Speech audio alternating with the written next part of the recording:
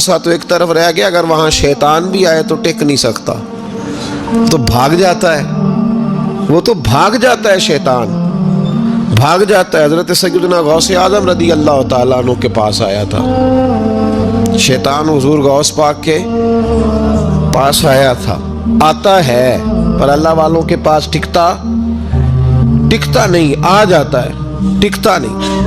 حضور غوث اعظم رضی اللہ تعالیٰ عنہ نے 40 سال اللہ کی عبادت کی، 40 سال۔ یہاں بھی لوگ بڑے پریشان ہو جاتے ہیں، کیسے جی کیسے کر لی؟ تو میں نے کہا قرآن پڑھو، والذین یبیتون لربہم سجدا وقیاما، وہ راتیں گزار دیتے ہیں اپنے رب کے لیے سجدہ کرتے اور قیام کرتے۔ تو یہ قرآن کی نص نے جب بیان کر دیا، تجھے کیسے شک ہو گیا؟ قرآن کی نص بیان کر رہی ہے کہ اللہ کے کچھ بندے راتیں سجدے اور قیام میں گزار دیتے۔ حضور غوث اعظم نے 40 سال عشاء کے وضو سے فجر کی نماز ادا فرمائی۔ تو ایک دن آسمان پہ نا ایک چھوٹا سا بادل کا ٹکڑا آیا، معاذ اللہ ثم معاذ اللہ، وہ کہنے لگا عبد القادر میں تیرا رب ہوں۔ اس کے اندر سے آواز آئی، میں تیرا رب ہوں، تو نے بڑی عبادت کر لی، اب تو بے شک پڑھ بے شک نہ پڑھ۔ کئی ملنگوں کو معاف نہیں ہو گئی معاذ اللہ کہ بے شک پڑھ بے شک نہ پڑھ، عام اجازت ہے۔ تو حضور غوث اعظم رضی اللہ تعالیٰ عنہ فرمانے لگے اعوذ باللہ من الشیطان الرجیم۔ جب آپ نے یہ پڑھا تو وہ سامنے آ کے کھڑا ہو گیا، کہنے لگا عبد القادر آپ کو کیسے پتہ چلا کہ میں شیطان ہوں؟ تو آپ فرمانے لگے پاگل، مجھے کیسے پتہ نہ چلتا؟ جس رب نے اپنے پیارے حبیب علیہ السلام کو نماز معاف نہیں کی، اس نے عبد القادر کو کیسے معاف کر دی؟ جب حضور کے لیے یہ حکم نہیں آیا کہ محبوب چاہے پڑھو چاہے نہ پڑھو، وہاں تو حکم آیا کہ محبوب تہجد بھی پڑھو، وَمِنَ اللَّيْلِ فَتَہَجَّدْ بِهِ نَافِلَةً لَكَ، نفع دے گی آپ کو، تہجد بھی پڑھے۔ تو ان کے لیے جب یہ حکم نہیں تو میرے لیے کیسے آ گیا؟ اب شیطان تھا نا، تو اس نے پھر ایک اور چال چلی، یہ باز نہیں آتا، ہم باز آ جاتے ہیں کئی دفعہ، اس کے پیچھے پیچھے چلنے لگ جاتے ہیں، لڑ کے تھک جاتے ہیں، وہ نہیں تھکتا، وہ نئی سے نئی چال، نئی سے نئی چال، اس کا نیا سے نیا روپ، من الجنت والناس، جنوں میں سے بھی اور اس کے نئے سے نئے روپ ہوتے ہیں۔ اس نے ایک نیا روپ دھار لیا، کہنے لگا عبد القادر 300 ولی میں نے اسی طرح گمراہ کیے، آپ چونکہ عالم تھے تو آپ کے علم نے آپ کو بچا لیا۔ تو غوث اعظم فرمانے لگے نئے روپ سے آئے ہو؟ کہنے لگا 300 میں نے گمراہ کیے، یہ تو آپ عالم تھے تو بچ گئے، آپ جانتے تھے تو بچ گئے، میں نے 300 گمراہ کیے۔ تو حضور غوث اعظم فرمانے لگے پھر گمراہ کرنے لگے ہو نیا روپ دھار کے؟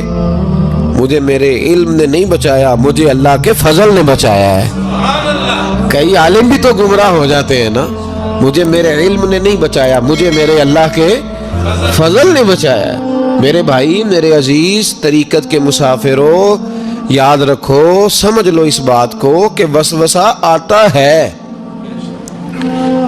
وسوسہ، دو قسم کے مہمان آتے ہیں، دو قسم کے مہمان۔ ایک مہمان وہ آتا ہے جو آتا ہے تو بندہ توجہ نہیں کرتا، وہ خود کہتا ہے اس نے نہیں میری طرف توجہ کی، وہ مہمان چلا جاتا ہے، پتہ نا آپ کو۔ اور جس کو بندہ اٹھ کے سینے سے لگائے اور اس کے ساتھ گفتگو شروع کر دے، وہ مہمان جاتا ہے؟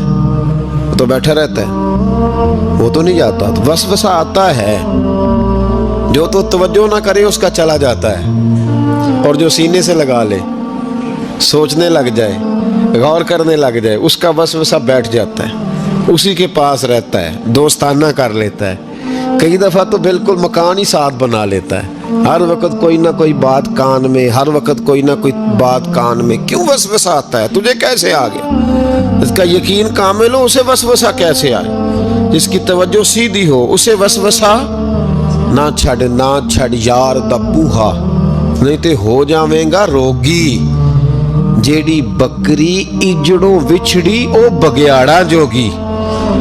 یہ تو بھئی تو اگر اندر رہتا، صحبت کے اندر رہتا، چھتری کے نیچے رہتا، تو پھر وسوسہ تجھے کیسے وسوسہ کس طرح تیرے پاس آیا؟ وسوسہ اس کے پاس آتا ہے جو وسوسے کی جانب توجہ کرتا ہے۔ بہت زیادہ لوگوں کو بدگمانی ہونے لگی ہے، بہت زیادہ وسوسے آنے لگے ہیں، بہت زیادہ خیال ہونے لگا ہے، بہت زیادہ توجہ ہونے لگی ہے، بڑی लोगों का मेयार इस तरफ जाए, हर चौथा आदमी आके कहता है बुरे ख्यालात आते हैं। क्यों भाई बुरे ख्यालात आते हैं, कैसे आ गए?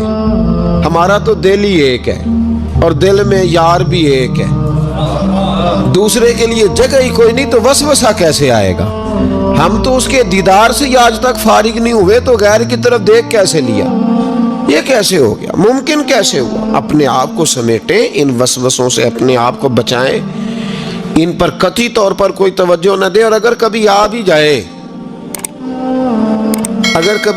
जाए तो मैंने कहा है कि उसको सीने से लगाने की जरूरत, उसको झटक दे, बात खत्म हो गई। आ जाता है वसवसा, बड़ों को आ जाता है, वसवसे आया करते हैं, आया जरूर करते हैं, लेकिन जो लोग काबिल होते हैं, जिनका ईमान मजबूत होता है, जिनका तयक्कुन मजबूत होता है, उन लोगों के पास वसवसे हमेशा रहते नहीं। एक अहम बात इस्लाह की जो समझनी बड़ी जरूरी है, आपके लिए बड़ी जरूरी है। आपने ये गौर करना है कि वसवसा आता कहां से है। कोई नहीं समझ आई आपको मेरी बात की? नहीं आई होती तो आप बड़ी दूर पहुंच चुके होते। सर्दी बड़ी ज्यादा थी कमरे में, तो कहीं से हवा आ रही थी ठंडी, तो अब ठंड बड़ी लग रही थी, तो बंदे ने फौरन उठ के भला क्या करना होता है? नहीं, वो पता नहीं कित्थों आ रही बारी थी, तो अभी गाली है ना जी।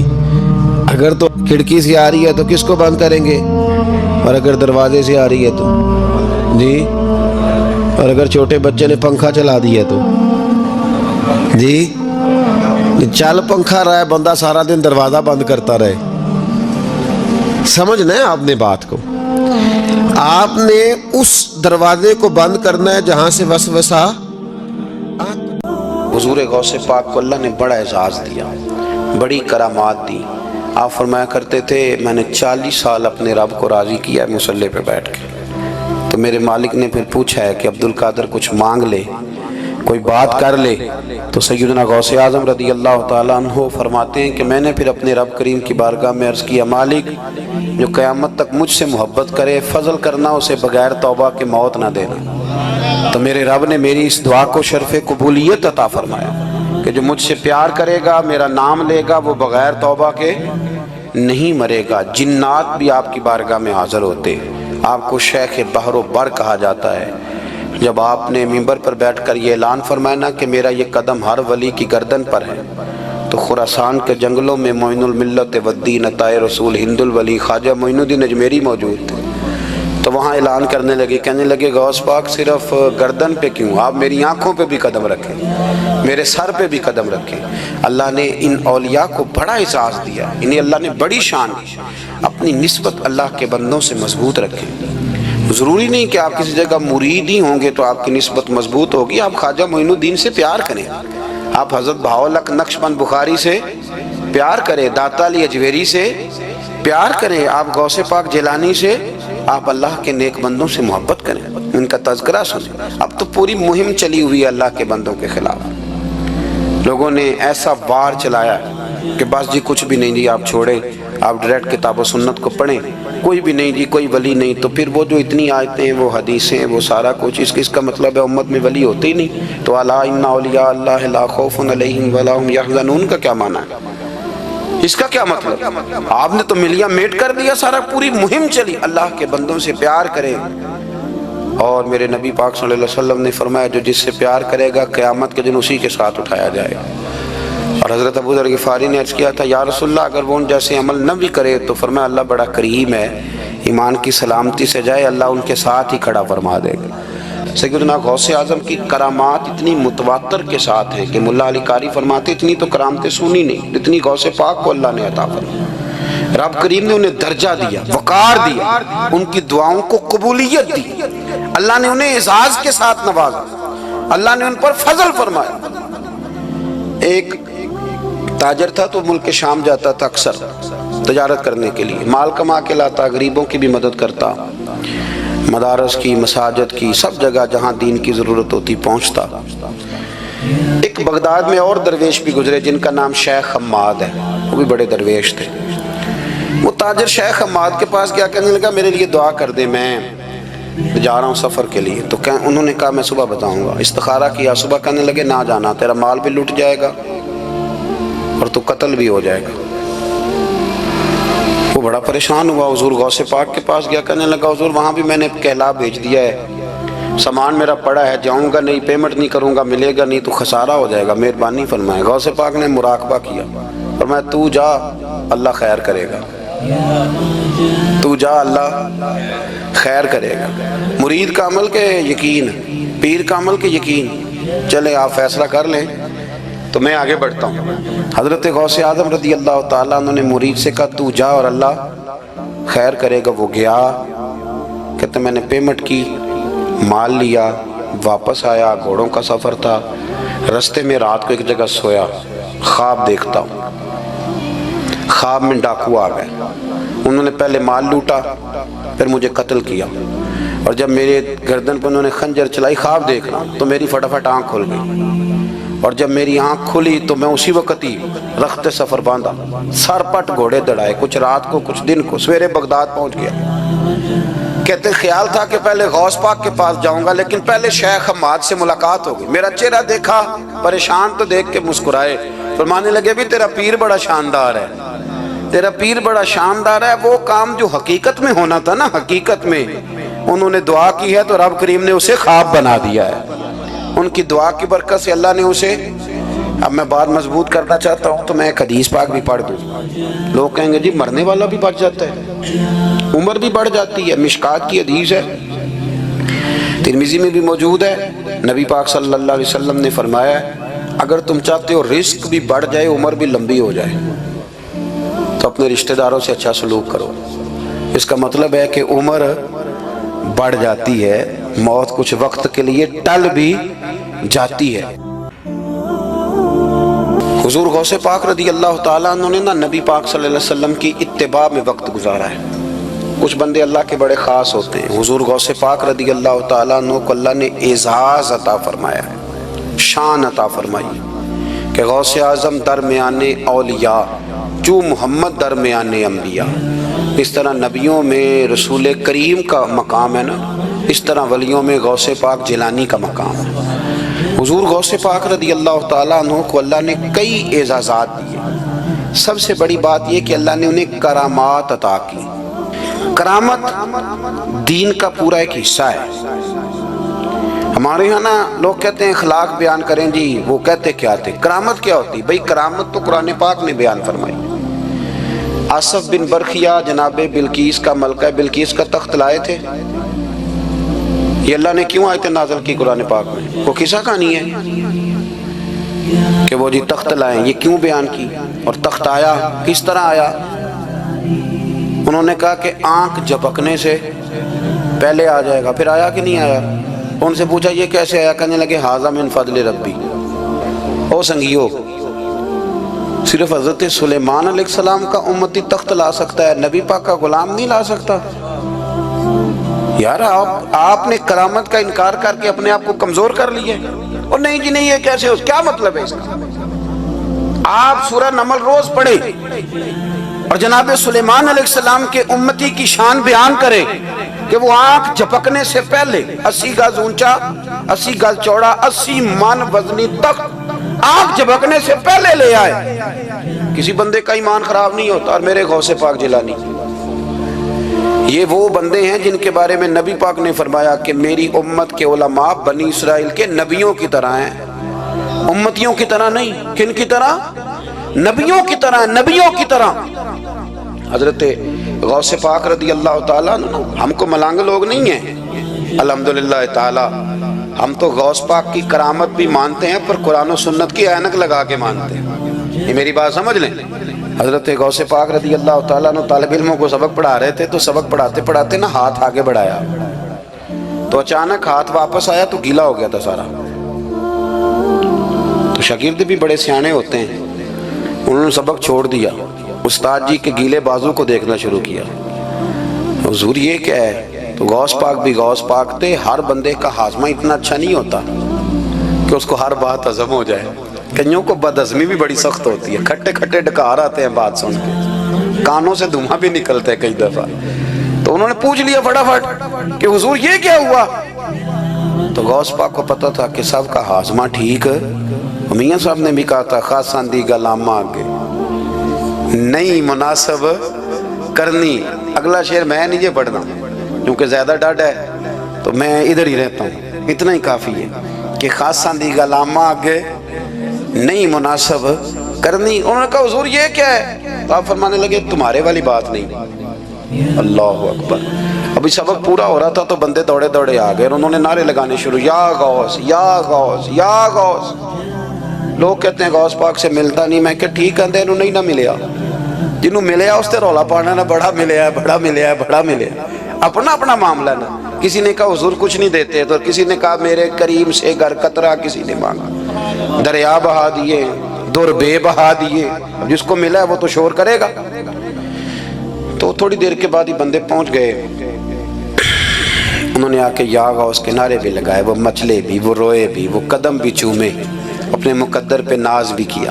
شکر ہے اللہ کا اللہ نے ہمیں آپ کا غلام بنایا. شکر ہے.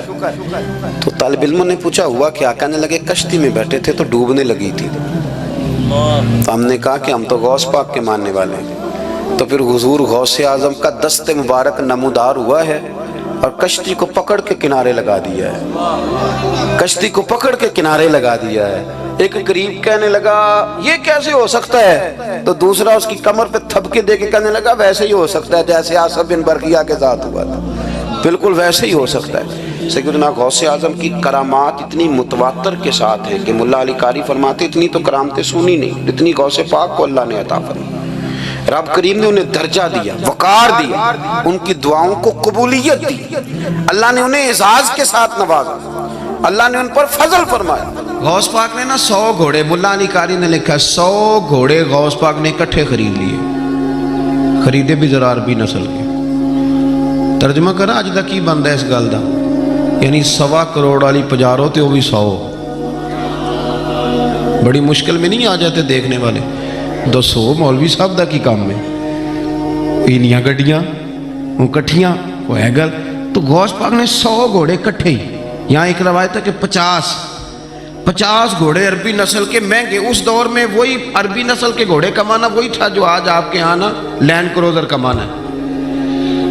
ایک غوث پاک کا مرید تھا تو ایک شخص سے کہنے لگا چل میں تجھے اپنے پیر صاحب سے ملا کے لاؤں. مولانا علی قاری نے اس کو لکھا ہے. تو وہ کہنے لگے میں نہیں جاتا پیروں کے پاس. اس نے کہا چل تو صحیح. وہ لے آیا. پہلے دن داخل ہوئے تو غوث پاک کے استبل میں 50 گھوڑے بندھے ہوئے. پہلا ہی شکوا کہنے لگا یار غصہ نہ کرنا. یہی ہوتی ہے نا باتیں. اسٹائل بھی یہی ہوتی. غصہ نہ کرنا. ویسے ایک گھوڑے سے بھی کام چل ہی سکتا ہے. آپ کو پتہ ہے نا بڑا بڑا لوگوں کو یاد آتا ہے غریبوں کی بچیاں اور فلانی شے اور غریب اور یہ بڑی بڑی چیزیں یاد آ اس کو بھی یاد آ گئی. غصہ نہ کرنا. میں اب اس بیچارے کے پاس جواب بھی کوئی نہیں تھا کہ حضرت صاحب بات تو ٹھیک ہی ہے لیکن جب آپ کسی کے ہاتھ پہ بیعت کر لیتے ہیں نا پھر آپ کا ان کہانیوں میں الجھنا بنتا نہیں. پھر آج یہ تو باتیں پہلے کی تھی نا. سوچتے پہلے تو بات ہو گئی. اب تو عمل کرنا ہے. تو ہوتے ہیں کچھ کچے بندے بھی بیچارے جو ساری زندگی سیدھے سیدھے ہونے میں ٹائم گزار دیتے ہیں اور جب تک پکے ہوتے ہیں تب تک کام ہی کھرا ختم ہو جاتا ہے. غوث پاک کا وہ مرید کہنے لگا یار بات تو تیری ٹھیک ہے پر چلو میں پتہ کروں گا 50 کیوں ہیں. آئے ملے لیکن وہ روز تنگ کرتا وہ بندہ. پھر پوچھا پیر صاحب سے 50 گھوڑے کیوں رکھے. پھر پوچھا پیر صاحب سے. یہ اس شخص نے لکھا ہے جنہوں نے مشکات کی شرح بھی لکھی ہے. میں صوفی درویش کی بات نہیں کر رہا ایک محدث کی بات کر رہا ہوں جنہوں نے بات لکھی ہے. فرمانے لگے وہی بندہ اعتراض کرنے والا بیمار ہو گیا. جگر میں کوئی ایسی تکلیف ہوئی کہ بغداد کے سب سے بڑے طبیب نے کہا کہ تیرا علاج صرف ایک صورت میں ممکن ہے کہ عربی نسل کا گھوڑا ہو اسے ذبح کریں گے اس کا جگر نکالیں گے وہ تجھے کھلائیں گے دوائی میں اور 50 گھوڑے ہوں گے تو ٹھیک ہوگا. اب مسئلہ جب یہاں تک پہنچ گیا تو مرتا کیا نہ کرتا. پھر اپنے اسنگی سے کہنے لگا چل پیر صاحب کے پاس. اس نے کہا میں نہیں ہوں جانا. اس نے کہا نہیں تیری مہربانی تو کوئی کسی اور چیز پہ بھی تو اللہ کا واسطہ. وہ مانیں گے ہی نہیں. اس نے کہا پیر پکڑوں گا میں منت کروں گا میں خدا رسول کے واسطے دوں ایک دفعہ چل ورنہ مر جاؤں گا. اب مرنے والا بندہ کیا کرے جب موت سامنے نظر آئے. تو گیا غوث پاک کے پاس. اور کہتا ہے سارے راستے سوچتا گیا کہ پیروں پہ سر رکھوں گا، پگڑی اتاروں گا، یہ کروں گا، منت کروں گا، ماں کی بات سناؤں گا، اپنی بہنوں کا واسطہ دوں گا، بڑا کچھ کروں گا، حضور آ اس کے صدقے مان جائیں، چھوٹے بچوں کی بات سن، سارے راستے تیاری کرتا گیا۔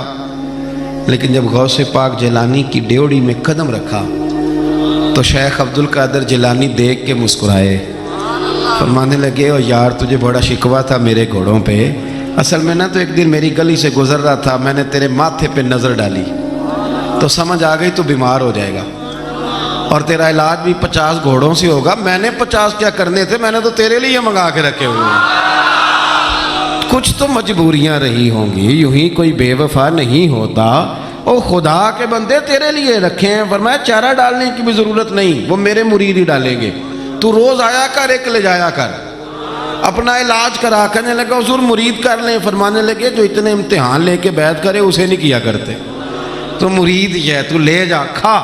اور اپنا آج تک لوگوں کو بدگمانیاں ہوتی ہیں، اور جو عمل کرنے والے تھے، اللہ والوں کی بات ماننے والے تھے، وہ بات مان کے درجات بھی لے گئے، اور جو کہانیوں میں تھے وہ بیچارے آج تک کہانیوں میں ہیں، ابھی تک ان کا الجبرا اور ہندسہ کا رزلٹ کوئی نہیں آیا، ابھی تک یہاں کہانیاں۔ ان بزرگوں کی تعلیمات پر عمل کریں۔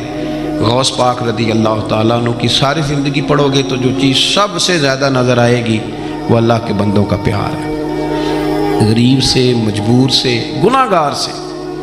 گناہگار کے ساتھ آپ کا پیار یہ ہے کہ آپ اسے نیکی کی طرف مائل کر دیں۔ گناہ انسان کو کھا جاتا ہے، گھن کی طرح چاٹ جاتا ہے، اگر آپ اس کی اصلاح کر دیں گے تو آپ نے اس کے ساتھ بہت زیادہ نیکی کر دی۔ تو یہ ساری تربیت حضور غوث پاک فرمایا کرتے تھے۔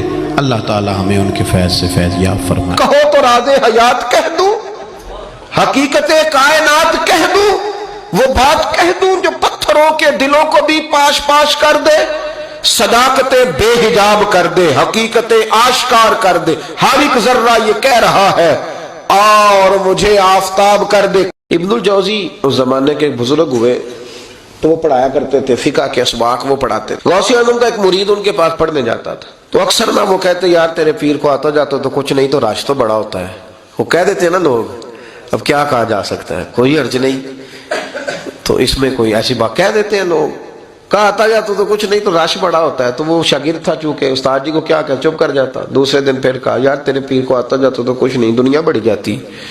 وہ 3-4 دن گزرے تو شاگرد تنگ آ گیا، کہنے لگا استاد جی آپ اس طرح کریں، میرے ساتھ نہ الجھے، میرے ساتھ ہی چلے، چل کے دیکھ لے وہاں ہوتا کیا ہے۔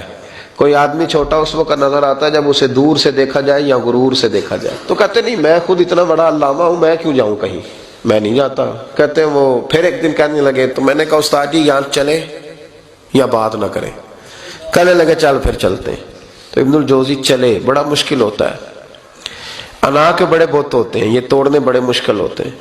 جب آئے نا محفل میں تو اوپر چادر اوڑھ کے آئے، چہرہ چھپا کے آئے، کوئی دیکھے نہ کہ مولوی صاحب بھی کہیں جا رہے ہیں۔ ہاں میں نے دیکھا ہے، ساری زندگی چودھری صاحب کی، سیٹھ صاحب کی، علامہ صاحب کی، پڑھے لکھے آدمی کی اصلاح نہیں ہو پاتی۔ کیوں کسی کے سامنے جا کے عاجزی سے بیٹھ نہیں سکتا، وہ کہیں سے اپنے حصے کا فیض لے نہیں پاتا، بہت بڑا ہوتا ہے نا، تو بیچارہ رہ جاتا ہے۔ اس اقبال نے کہا تھا اگرچہ بت ہے جماعت کی آستینوں پر مجھے حکم اذاں لا الہ الا اللہ، نہیں بیچارے رہ جاتے ہیں۔ تو آ گئے، وہ شاگرد بھی ساتھ تھا۔ اب حضرت غوث اعظم کی محفل میں بیٹھے، غوث اعظم کی محفل میں تقریر کا یہ انداز ہوتا تھا کہ وہ ایک قاری صاحب جو مرضی آیت پڑھ دیتے تو غوث اعظم تشریح کرنی شروع کر دیتے۔ تو قاری صاحب نے تلاوت کی تو غوث اعظم آیتوں کی تفسیر بیان کرنے لگے، آیت کی تفسیر بیان کی تو شاگرد نے، استاد جی چھپے ہوئے تھے تو ان کی طرف دیکھا تو کہنے لگے یہ تو مجھے بھی آتی ہے۔ دوسری تفسیر بیان کی تو کہنے لگے یہ بھی مجھے آتی ہے۔ تیسری کی تو میں نے کہا یہ بھی۔ 11 تفسیریں کی تو میں نے کہا آتی ہے۔ جب 12ویں آئی نا تو میری آنکھیں کھل گئی، 13ویں آئی تو بس پھر نظر اٹھ گئی، 14ویں آئی تو شاگرد کہنے لگا استاد جی اس کے بارے میں نے کہا چپ کر، بیچ میں بولنا، سننے دے حضرت کیا فرماتے ہیں۔ اسے چپ کرا دیا۔ کہتے ہیں 40 تفسیریں حضرت نے بیان کی، پھر وہ سر سے دوپٹہ اور وہ کپڑا کب سرکا سمجھ نہیں آئی، کب میرا چہرہ خود بخود کھل گیا کوئی سمجھ نہ آئی، اتر گیا سارا کچھ۔ فرماتے 40 تفسیریں ایک آیت کی بیان کر کے غوث پاک کہنے لگے بس سننا ذرا جملہ سننا، فرمانے لگے بس بھائی اب کال ختم، اب حال کی طرف آتے ہیں.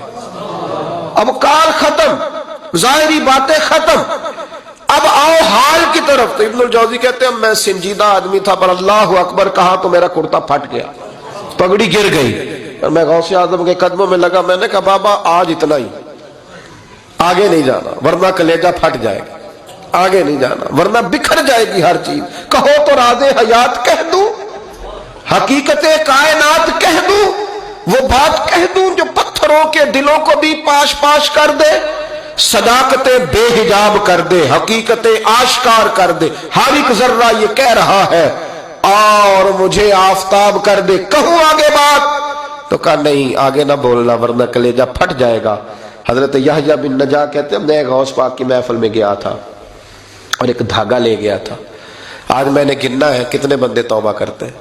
ہماری مجلسوں میں نوٹ گنے جاتے ہیں، وہاں کا گنا جا رہا ہے، گننا ہے آج کتنے لوگ توبہ کرتے ہیں. تو کہتے ہیں غوث اعظم تقریر ختم کرتے تھے تو 15 لوگ وہاں سے کھڑے ہوتے تھے. حضور ڈاکو تھے، ظالم تھے، آج کے بعد توبہ کرتے ہیں، غریبوں کا مال بھی واپس کریں گے اور محنت کر کے کمایا کریں گے. 50 وہاں سے کھڑے ہوتے، حضور شرابیں پی، بدکاریاں کی، آج کے بعد کھری توبہ کرتے ہیں. 10 وہاں سے، 20 وہاں سے. اس نے توبہ کی تو میں نے ایک گرہ دے لی، گنڈ ایک گرہ میں نے لگا دی، گانٹھ ڈال دی. دوسرا اٹھا تو میں نے ایک اور دے دی، تیسرا اٹھا تو اور دے دی. آج میں نا گرے لگاتا جاتا ہوں، آخر میں دیکھوں گا کتنے بندے کتنی گرے بنتی ہیں. کہتے ہیں ایک ایک 2 توبہ کر رہے تھے تو گرہ لگ رہی تھی، 15 کٹھے اٹھنے لگ گئے. اب میں کیسے گرے لگاؤں؟ پھر 50 اٹھنے لگے. کبھی میں غوث اعظم کی طرف دیکھتا، کبھی بندے گنتا، کبھی گرے دیکھتا. جب میں الجھ گیا نا تو حضور غوث اعظم نے تقریر کرتے کرتے میری طرف دیکھا اور دیکھ کے مسکرائے، کہنے لگے. ہارون رشید ایک دن سوچنے لگا کہ یہ محب اور محبوب میں فرق کیا ہوتا ہے. تو وہ کہتا ہے میں اپنی چھت پہ، بالکنی پہ، چبارے پہ ٹہل رہا تھا تو میری اچانک نظر پڑی تو ایک درویش بابا گزر رہا تھا، بہلول دنا. ہارون رشید کہنے لگے بابے کو تو ذرا بلاؤ. اوپر جو اس کے ساتھ 2-3 سپاہی تھے، انہوں نے ایک رسی باندھ کے نا ایک ٹوکری کے ساتھ، بڑی مضبوط ٹوکری نیچے پھینکی، اور نیچے جو سپاہی تھے ان کو اشارہ کیا، انہوں نے بابے کو پکڑا، ٹوکری میں بٹھایا، اوپر والوں نے کھینچ لیا. بابا جی ہارون رشید کے سامنے بیٹھے ہیں. تو ہارون رشید کہنے لگا ناراض نہ یہ ایک مسئلہ پوچھنا تھا. تو کہنے لگے بادشاہ لوگ ہونا مسئلے پوچھنے کا بھی اپنا ہی انداز ہے. بادشاہ لوگ ہونا یہ کیا طریقہ ہوا، گرفتار کر کے مسئلہ پوچھنا تھا، چلو پوچھو. ہارون رشید کہنے لگا بابا یہ بتائیے آپ اللہ تک کیسے پہنچے؟ آپ اللہ تک کیسے پہنچے؟ تو اللہ کے بندے بہت زیادہ باریک باتیں نہیں کرتے جن کی سمجھ نہ آئے، وہ 2 ٹوک بات کرتے، وہ الجھاتے نہیں، وہ تو سلجھاتے ہیں. وہ تو 2 ٹوک بات کرتے ہیں موٹی سی. حضرت باعزید بستامی سے کسی نے پوچھا رب تک کیسے پہنچنا ہے؟ فرمایا 2 ہی قدم ہے. کا کیا مطلب؟ کہنے لگے ایک قدم اپنے نفس پہ رکھ لے، دوسرا اللہ کے قریب چلا جائے گا. نہیں لمبے چوڑے جھگڑے کی بات نہیں، موٹی سی بات ہے. نفس کی خواہشیں کچل دے، یہ دب گیا تو سامنے تجھے منزل نصیب ہو جائے. کا کیسے پہنچے اللہ تک؟ تو حضرت بہلول دنا رحمت اللہ تعالیٰ علیہ مسکرائے اور مسکرا کے کہنے لگے بادشاہ بالکل اسی طرف پہنچاؤں جس طرح ابھی زمین سے تیرے تک پہنچاؤں. اس نے کہا نہیں سمجھ آئی. فرمانے لگے بادشاہ جو ہوا، بادشاہ جو ہوا، بادشاہوں کو تو نہیں نہ سمجھ آتی. کہا دیکھنا ہارون رشید اگر میرا تجھ سے ملنے کو دل کرتا تو میں ایک درخواست لکھتا، پھر کسی وزیر سے سفارش کے دستخط کراتا، پھر وہ جمع کراتا، پھر تو ٹائم دیتا، پھر جس دن تو ٹائم دیتا اس دن لائنیں لگتی، پھر میرا بھی نمبر آتا، پھر ہو سکتا ہے جب نمبر آتا تو کہتا کہ میں تھک گیا ہوں اب نہیں ملوں گا. جب میں چاہتا تو زمانے لگ جاتے، تو نے چاہے تو 1 منٹ بھی نہیں پورا لگا. مانا کہ محبت کے سفر میں ہر گام پہ 100 مشکل ہے، لیکن یہ سفر آسان بھی ہے اگر ساتھ تمہارا ہو جائے. کا مسئلہ اصل یہ ہے کہ جب بندہ محب بنتا ہے تو اس کے لیے بڑے مسائل ہوتے ہیں، اور جب محبوب بن جائے پھر 1 منٹ بھی نہیں لگتا. فرمایا اس نے کرم فرمایا، مالک نہیں. اس نے واللہ یختص برحمتہ من یشاء، اس نے اپنی رحمت سے ہی اپنا خاص بنا لیا ہے. کبھی بھی دنیا داروں سے امیدیں وابستہ نہ کریں. ایک بات سنیں بڑی شاندار، امام غزالی نے لکھی ہے इमाम गज़ाली फरमाते हैं कि हारून रशीद ना हज करके वापस आया बगदाद में, तो कोने में हज़रत बहलोल दाना बैठे थे। रश बहुत था, मजमा बड़ा था।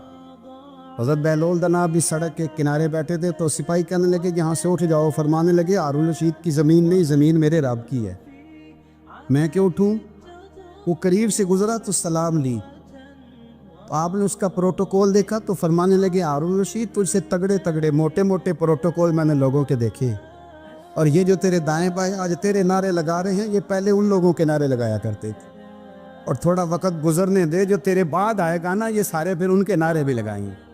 तू झूठ की दुनिया में जिंदा है, इनसे तूने उम्मीदें वाबस्ता की हैं, ये कल उसके नारे लगाएंगे।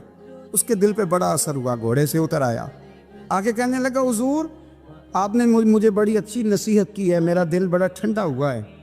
मैंने सुना है आप मकरूज हैं, कुछ लोगों का कर्ज, तो मुझे कोई हुक्म ही कर दे। आप हंसने लगे, फरमाने लगे यार तू तो बड़ा ही बेवकूफ़ है, बड़ा ही बेवकूफ़ है तू, मैं तुझे नसीहत कर रहा हूँ, तू मुझे उलझा रहा है। हुजूर कोई हुक्म कर दें। क्या खूबसूरत अंदाज है रब करीम के बंदों का। हज़रत बहलोल दाना फरमाने लगे तेरा रब कौन है? कहा अल्लाह। तो फरमाया मेरा कौन है? कहा अल्लाह। फरमाने लगे ये तो नहीं ना हो सकता कि अल्लाह हारून रशीद को देता रहे और बहलोल दाना को भूल ही जाए। ये तो नहीं ना हो सकता कि हारून रशीद को देता रहे और बहलोल दाना को भूल जाए। फरमाया उसका दिल, उसका इरादा हुआ, इरादा कुदरत हुआ कि बहलोल मकरूज रहना चाहिए, तो अगर रब मुझे रखना चाहता है दुख कबूल मोहम्मद बख्शा, राजी रहन प्यारे। अगर वो चाहता है मैं मकरूज रहूं, तो मैं भी चाहता हूं कि मैं मकरूज ही रहूं। ये तो नहीं ना हो सकता कि तुझे दे और मुझे ना दे। फरमाया मेरी तुझसे कोई उम्मीद नहीं, मुझे जब भी देगा मेरा रब भी देगा, और वो देगा तो फिर इंशाल्लाह खजाने खोल के देगा। दुनियादारों से उम्मीदें वाबस्ता करना, लोगों के पीछे, ये छोड़ दें, आप बेचैन रहेंगे। हज़रत बहलोल दाना रहमतुल्लाह अलैह से भी एक शख्स की मुलाकात हुई, तो बाज़ बंदे होते हैं ना, उन्हें दो चार पहेलियाँ याद कर ली होती हैं, दो तीन कहानियाँ। वो कहते हैं जी मेरे किसी मौलवी ने सवाल का जवाब नहीं दिता, मन्नागा तो तां जे कोई मौलवी मेरे भी सवाल का जवाब, तो चूँकि आपका इरादा ही नहीं है सवाल का जवाब लेने का, आपने पहले फैसला कर लिया है कि मैंने सवाल ही ऐसा करना है जिसका कोई जवाब। हम लोग पता क्या करते, बेमाने सवाल। इसलिए नबी पाक सल्लल्लाहु अलैहि वसल्लम ने फरमाया है कि जिसने दीन का इल्म इसलिए सीखा कि जाहिलों पे रोब जमाएगा या उलमा से बहस करेगा, अल्लाह उसे जन्नत की खुशबू भी अता नहीं करे। बहस करने के लिए इल्म ना सीखें, अमल करने के लिए इल्म सीखें, और अमल का रास्ता अपने लिए आसान करने की कोशिश करें। अमल का रास्ता, वो इसी तरह का एक बंदा था, वो कहता था जी मेरे सवाल का जवाब कभी नहीं किसी ने दिया। उसकी मुलाकात एक दरवेश से हो गई, हज़रत बहलोल दाना से। फरमाने लगे पूछो भाई क्या सवाल है? कहने लगा बाबा मेरे 3 सवाल हैं। एक तो ये बताए कि अगर रब है तो वो नज़र क्यों नहीं आता, और दूसरी मेरा सवाल ये है कि अगर जो कराता है शैतान कराता है तो इंसान को सज़ा किस बात की, और तीसरी बात ये कि आप कहते हैं कि शैतान जिन है, आग से बना है, तो उसे भी आग में डाला जाएगा, तो आग आग को कैसे जलाएगी? पहली बात ये कि रब है तो नज़र क्यों नहीं आता, और दूसरी बात ये कि अगर सारा कुछ शैतान कराता है तो फिर इंसान को सज़ा किस बात की? और तीसरा सवाल मेरा ये है कि अगर शैतान को आग में डाला जाएगा तो वो तो खुद आग से बना हुआ है, तो आग आग को कैसे जलाएगी? तो हज़रत बहलोल दाना थोड़ा सा सोचने लगे, तो उसने बड़ी सख्त बात की। कहने लगा मुझे पता था जवाब आपको भी कोई नहीं आता। देखा ना, पड़ गए ना सोच में। नीचे एक रोड़ा पड़ा था मिट्टी का, ईंट का नहीं। मिट्टी भी कई दफ़ा खुश्क हो जाए ना धूप में, कच्ची मिट्टी भी, तो रोड़ा तगड़ा बन जाता है। मजबूत रोड़ा पड़ा था। हज़रत बहलोल दाना ने आओ देखा न ताओ देखा, रोड़ा उठाया और ज़ोर से सर में दे मारा। अब उस सर में रोड़ा लगा, खून बड़ा बह गया। जाके उसने कोतवाले शहर को, समझ ले SHO को रिपोर्ट करा दी कि बाबे ने ना मेरा सर फोड़ दिया है। बुला लिया। वो ऐसा चुकाने लगा, बाबा तो इस तरह का है नहीं। उसने कहा जी मार दिया। आप देखें वो क्या हमारे यहाँ पहले नतीजा लिया जाता है और बड़े जनाब उसके प्रोग्राम होते हैं, प्लानिंग होती है, उसके मुताबिक फिर पर्चा कटता है। वो जी मेरा सर फोड़ दिया है। बुला लिया। कहने लगा यार वो तो दरवेश बंदे हैं, अगर तू कहता है तो चलो बुला लेते हैं। आप आ गए, तशरीफ़ लाए। तो उसने कहा बाबा आपने पत्थर मार के इस बंदे के सर को फोड़ दिया है। तो हज़रत बहलोल दना कहने लगे नहीं मैंने तो नहीं फोड़ा, मैंने तो इसके 3 सवालों का एक जवाब दिया है। 3 सवालों का एक जवाब। उसने कहा क्या? फरमाने लगे इससे पूछ लो। उसने कहा जी क्या सवाल थे आपने? उसने कहा जी पहला मेरा सवाल ये था कि रब है तो नज़र क्यों नहीं आता? तो आप फरमाने लगे मैंने तुझे रोड़ा मारा, दर्द हो रही है? कहने लगा हाँ। कहने लगे दिखा दर्द। दर्द होंदी है ना? वैसे मेरे मैदे में दर्द है जी। कितने है जी मैदा? मैदा नज़र दर्द होती है कि नहीं? कहते हैं मेरे जिगर में तकलीफ़ है। जिगर नज़र आ रहा है? कहते मेरा दिल सौड़ा पैंदा है। कितने जे दिल ले आओ ठंडी हवा लवाइए। दिल है पर नज़र। मैं तो क्या करता हूँ, हमारे जिस्म में बहुत सारे ऐसे हिस्से हैं जो अल्लाह ने बनाए हैं, हमारे साथ है पर हम उन्हें देख सकते हैं। हमारी पुश्त है ना हमारे साथ, हमारी अपनी है ना जी। वो बंदा लाकते मारे चांदते उन्हें लड़ना है कि नहीं? कोई डंडा मारे तो लड़ाई हो जाती है, लेकिन कभी पुश्त देखी भी है? तो हज़रत बहलोल दा कहने लगे कि अगर दर्द है तो फिर वो कहने लगा जी वो दिखाई तो नहीं ना जा सकती पर है तो सही ना। तो आप फरमाने लगे रब है पर दिखाया तो नहीं ना जा सकता। तो क़यामत में नज़र आएगा और आएगा तो इंशाल्लाह सारे देखेंगे, खोल के देखेंगे और राज राज के देखेंगे। और मेरे नबी पाक फरमाते हैं मैंने अपना रब देखा है तो बड़ी सोनी सूरत में देखा है, बड़ी सोनी सूरत में। और यही बेहतर है कि पर्दों में वो पर्दा पोश रहे। वो अगर पर्दे उठा दे तो किसे होश रहे। अच्छा दूसरी बात, हज़रत बहलोल दना फरमाने लगे तेरा दूसरा सवाल क्या था? कहने लगा जी मेरा दूसरा सवाल ये था कि जो कराता है शैतान कराता है तो फिर इंसान को सज़ा क़यामत में क्यों मिलेगी? तो आप फरमाने लगे जा फिर तुझे रोड़ा भी शैतान ने मारा है, मेरे ऊपर पर्चा क्यों कटा दिया? पकड़ जाके उसको। हज़रत बहलोल दना रहमतुल्लाह ताला अलैह फरमाने लगे कि रब है, उसके जलवे जगह जगह नज़र आते हैं पर उसकी ज़ात क़यामत में नज़र आए। वो किस तरह का है, किस मियार का है, किस हाल में है, ये पता क़यामत में चलेगा। आपने फरमाया तेरा तीसरा सवाल क्या था? कहने लगा जी मेरा तीसरा सवाल ये था कि शैतान आग से बना है तो आग को आग में डालेंगे तो उसे क्या तकलीफ होगी? तो आप फरमाने लगे तू किस चीज़ से बना है? मैंने लगा मिट्टी से। तो फरमाया मैंने तुझे क्या मारा है? कहना मिट्टी। फरमाया दर्द हुई है? कहने लगा बड़ी। फरमाया उसे भी होगी। हुई है ना दर्द? कहने लगा हुई है। तो फरमाया उसे भी। मेरा इरादा नहीं था तो सज़ा मिलेगी कि नहीं मिलेगी? तो इसलिए हज़रत बहलोल दना रहमतुल्लाह ताला अलैह फरमाने लगे कि रब है, उसके जलवे जगह जगह नज़र आते हैं और उसकी ज़ात क़यामत में नज़र आए। वो किस तरह का है, किस मियार का है, किस हाल में है, ये पता क़यामत में चलेगा। हज़रत बहलोल दना कब्रिस्तान में बैठे थे, हारून रशीद वहाँ से गुज़रा, सलाम लिया आपने। फरमाया वालेकुम सलाम, कैसे हो? का खुदा का फजल है। कहने लगा कब्रिस्तान ही बैठे रहते हो, कभी बगदाद शहर भी आओ। तो हज़रत बहलोल दना फरमाने लगे तेरा सारा शहर तो एक एक करके यहाँ आ रहा है, मैं वहाँ जाके क्या करूँगा? एक एक करके आ रहे यहाँ। आप फरमाने लगे पर फ़र्क इतना है कि लोगों को लोग चारपाई पर डालकर उठाकर कफन में बंद करके यहाँ लाते हैं, मैं ज़रा जीता जागता जाके बैठ गया हूँ। और फरमाया मुझे ना ये कब्रिस्तान कुछ ज़्यादा अजनबी नहीं महसूस होता, क्योंकि मुझे पता है उस कब्र में कौन है, इसमें कौन है, यहाँ कौन है, वहाँ कौन है, अजनबी नहीं लगता। हज़रत बिशर आफ़ी रहमतुल्लाह अलैह से सारा ज़माना प्यार करता था। बगदाद का एक ताजर कहता है मुझे नहीं बाबा अच्छा लगता था। हमारा अपना अपना ज़हन है ना, हम कहते हैं मैंने जिधर सारी दुनिया जा रही है वहाँ नहीं जाना। कहते हैं कि वो बाबा मुझे नहीं अच्छा लगता था, हालांकि सारा बगदाद इज्जत करता। क्यों नहीं अच्छा लगता था? कहते इसलिए कि बाबा ना सिर्फ फ़र्ज मस्जिद में पढ़ता था, बाकी नमाज घर जाके। तो मैं कहता था इतना वली है तो बाकी भी मस्जिद में पढ़े। कहते एक दिन मैंने कहा जसूसी करनी है इसकी, जो कि इस्लाम में मना है। कहते हज़रत बिशर हाफी रहमतुल्लाह अलैह ने जुमे के फ़र्ज़ पढ़े, फ़र्ज़ पढ़ के निकल गए दौड़ के। फरमाते मैं पीछे हो गया, मैंने कहा आज मैंने सुन्नतें छोड़ दी हैं पर इसका पता करना है, सुन्नत नफल बाद में पढ़ूंगा। कहते हैं हज़रत बिशर हाफी जल्दी से ना एक कबाब वाली दुकान पे गए, वहाँ से कबाब खरीदे और मैंने कहा बूढ़े की उम्र देखो और इसके जायके देखो, इस उम्र में भी कबाब खाएगा। ओए होए, मौलवी को रोटी ने सताया था इसलिए सुन्नत और नफल छोड़ आया है। कहते थोड़ा सा वो आगे बढ़े तो नान भाई की दुकान से ना नान खरीदे। मैंने कहा देखो यार, देखो इसके जायके, गरम नान खाएगा।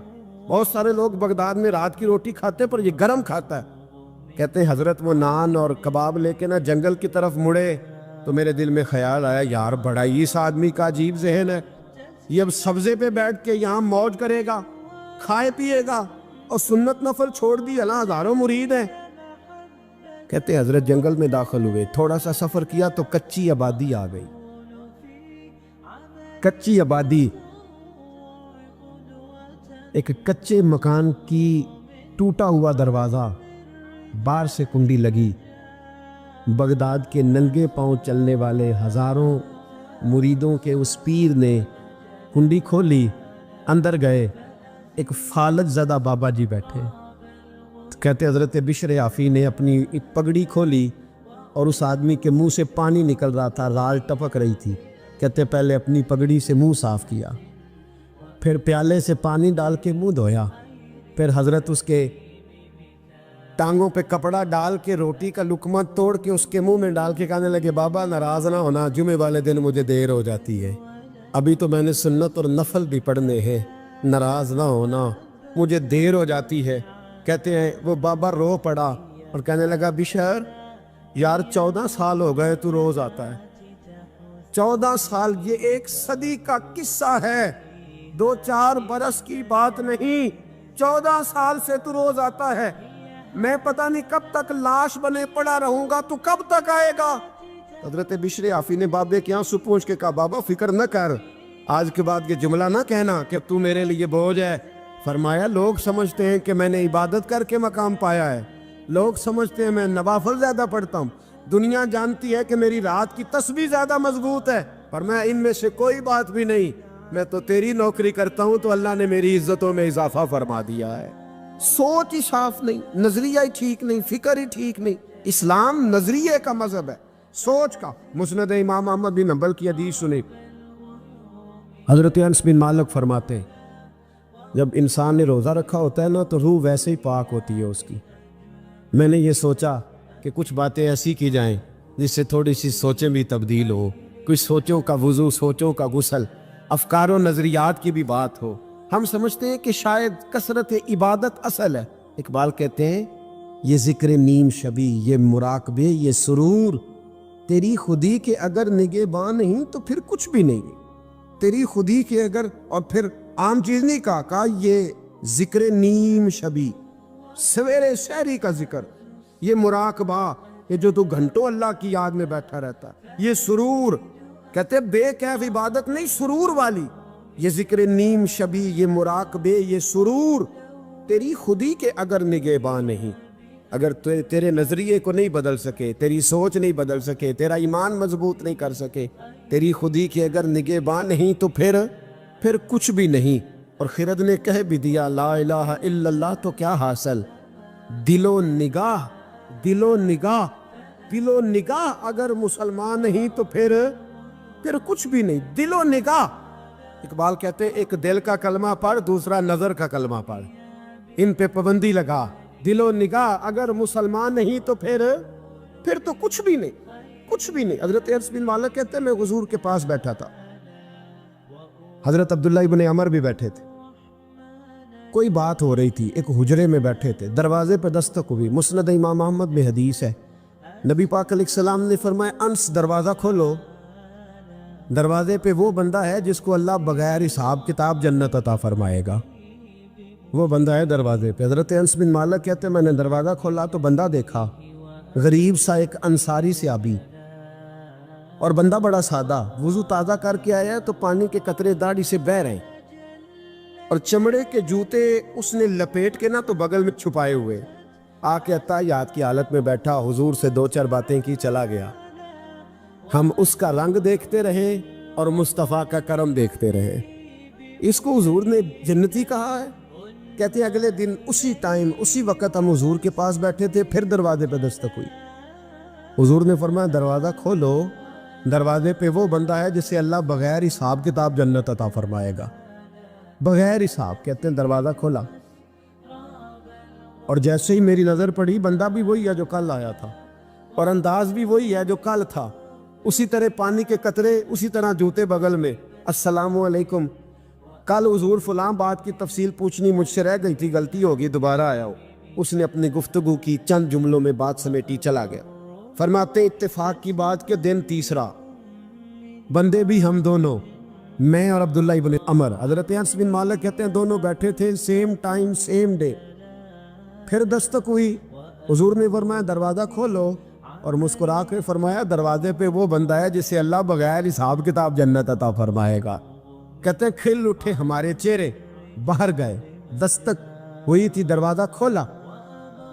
फरमाते मुझे यकीन था वही होगा जो 2 दिन पहले आया था, और मेरे यकीन के मुताबिक ही काम हुआ। वही बंदा था जो कल भी था, जो परसों भी था। हालत और कैफियत और अंदाज भी वही था। पानी के कतरे बह रहे हैं और उस शख्स ने जूते बगल में दबाए हुए खिदमत में हाजिर हुआ, बैठ गया, बातचीत की, चला गया। हज़रत अनस बिन मालिक कहते हैं थोड़ी देर हुई तो हुजूर भी तशरीफ़ ले गए। हज़रत अब्दुल्ला इब्न अमर मुझे कहने लगे यार वैसे कितने इसके नसीब हैं, कितने नसीब हैं। कोई आया लेके चला गया, कोई आया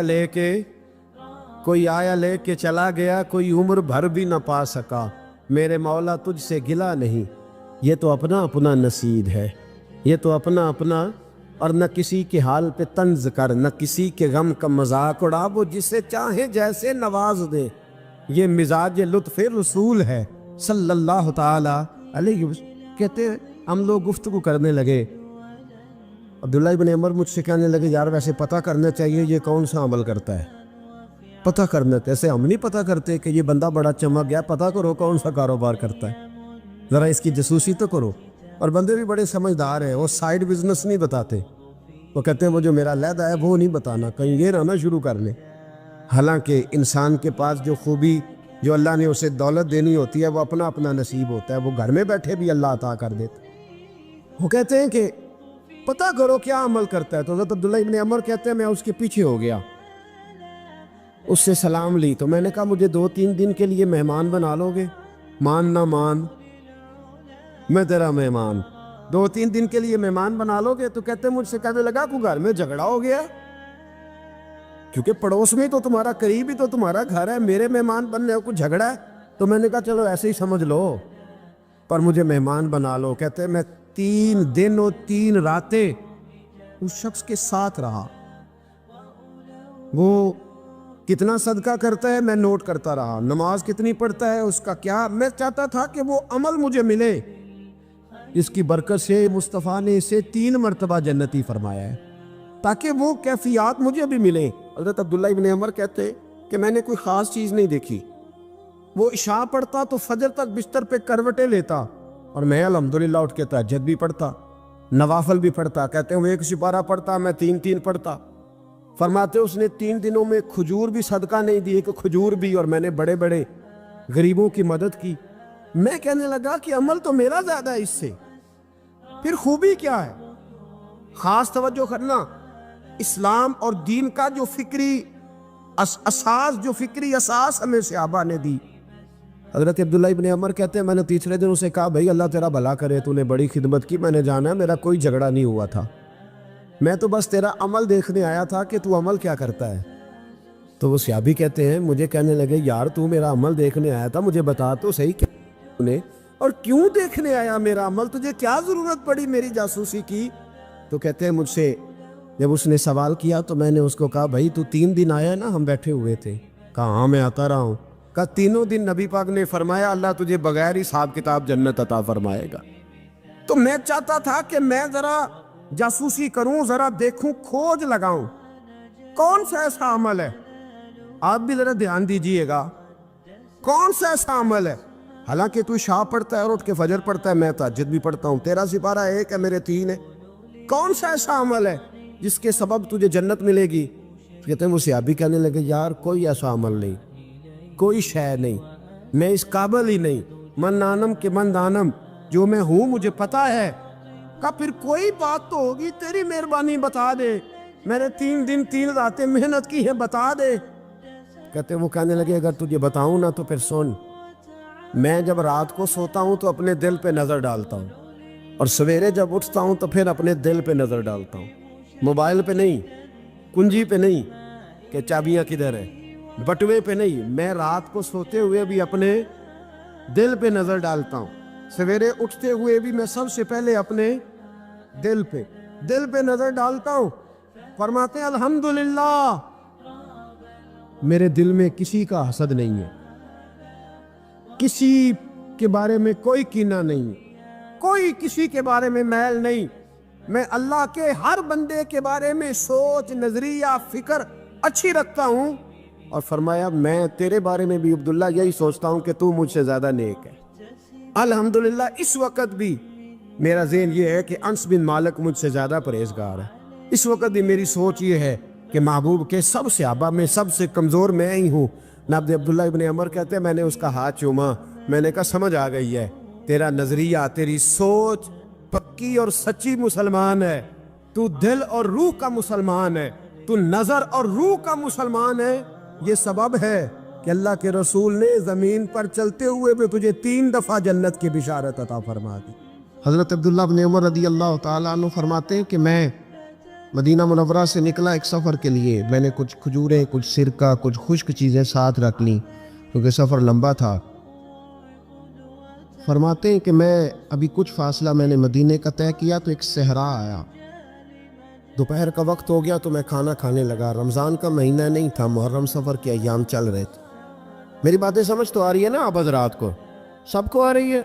अल्लाह आपको जज़ा अता फरमाए।